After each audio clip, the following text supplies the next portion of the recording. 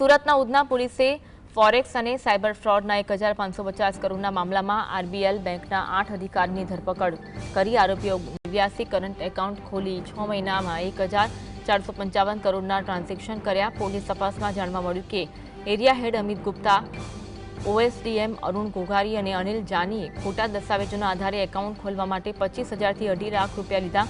ઉધના 3 રસ્તા પાસે રાહુલ નામના યુવકની ધરપકડથી આ રેકેટનો પર્દાફાશ થયો, જેમાં શંકાસ્પદ દસ્તાવેજો અને સિક્કા મળ્યા।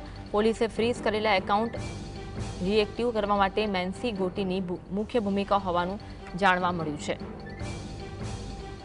સુરતની ઉધના પોલીસે ફોરેક્સ અને સાયબર ફ્રોડ કેસ ઉકેલ્યો છે।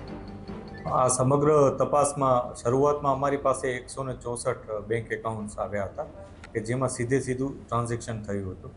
આ બેંક એકાઉન્ટ્સનું જે ટ્રાન્ઝેક્શનનું ટોટલ જોઈએ તો 1550 કરોડ ઉપર થઈ જતું હતું। ત્યારબાદ અમે ફર્ધર આમાં જે મની ટ્રેલ કહેવાય એ મની ટ્રેલનું ઇન્વેસ્ટિગેશન કર્યું। આના માટે અમે જે ફાઇનાન્શિયલ એક્સપર્ટ હોય એની પણ મદદ લીધી છે અને એ જે એકાઉન્ટ્સ છે એ લાખોની સંખ્યામાં એકાઉન્ટ્સ જાય છે કે જેમાંથી 100 રૂપિયા 500 રૂપિયા એવા ખૂબ જ નાની એમાઉન્ટમાં પૈસાનો આવાગમન થયું હોય કે ટ્રાન્ઝેક્શન થયું હોય। હજી અમે એવું લાગે છે કે હજી પણ આમાં વધુ અમને ફર્ધર કેટલીક ડિક્લેરેશન્સ મળશે કે જે આ ઇન્વેસ્ટિગેશનમાં પણ મદદરૂપ થશે। આ અંગે વધુ વાત કરીશું। સંવાદદાતા સાહિસ ફોનલાઈન પર જોડાયા છે। સાહિસ, અપડેટ જણાવશો। મામલાને લઈને આરોપીઓની ધરપકડ કરવામાં આવી હતી અને ત્યારબાદ ઉધના પોલીસ દ્વારા ઊંડાણપૂર્વકની તપાસ કરવામાં આવી રહી છે। ત્યારે સૌથી મોટો ખુલાસો સામે આવ્યો છે। સૌપ્રથમ વખત સાયબર ફ્રોડમાં બેંકના કર્મચારીઓની ધરપકડ થઈ છે। 1550 કરોડના સાયબર ફ્રોડના આરબીએલ બેંકના 8 કર્મચારીઓની ધરપકડ કરવામાં આવી રહી છે।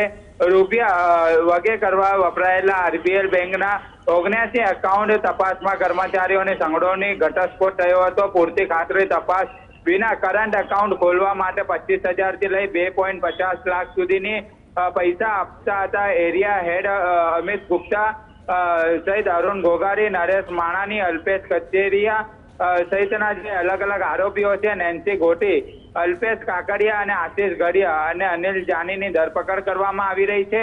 ઉધના પોલીસે 28 મે 2025ના રોજ ઉધના 3 રસ્તા પાસેથી રાહુલ નામના યુવકની પણ ધરપકડ કરવામાં આવી હતી। સમગ્ર બાબતને જોતા શંકાસ્પદ ડોક્યુમેન્ટ અને સિક્કા મળ્યા હતા, જેમાં આખું રેકેટ બહાર આવ્યું હતું।